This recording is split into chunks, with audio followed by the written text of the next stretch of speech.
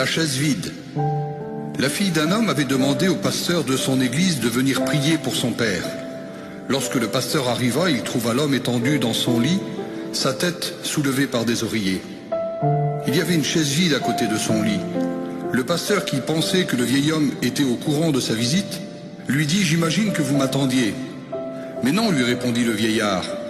Le pasteur lui répondit « J'ai vu une chaise vide, alors j'en ai déduit que vous saviez que j'allais venir. »« Ah oui, la chaise vide, dit l'homme. Pouvez-vous fermer la porte, s'il vous plaît ?» Un peu gêné, le pasteur ferma la porte. « Je n'avais jamais dit cela à personne, même pas à ma fille, avoua le vieil homme. Mais durant toute ma vie, je n'ai jamais su comment prier.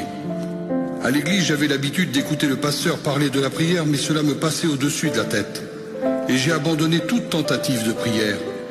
Jusqu'au jour où mon ami m'a dit, il y a 4 ans, « Jean, la prière, c'est simple.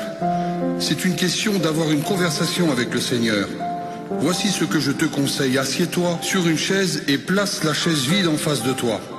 Et dans ta foi, vois Jésus assis sur cette chaise vide. Ce n'est pas effrayant ou étrange, parce qu'il a fait cette promesse, je serai avec vous tous les jours.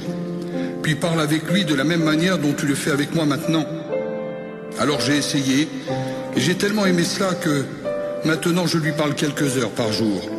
Je fais très attention, car ma fille, si elle me voyait parler à une chaise vide, elle m'enverrait à la maison des fous. Le pasteur fut si profondément touché qu'il encouragea le vieil homme à continuer son voyage de cette façon. Alors le pasteur pria avec lui fit l'onction d'huile et le quitta pour aller à l'église. 2 jours plus tard, la fille du vieil homme appela le pasteur pour lui dire que son père était mort dans l'après-midi.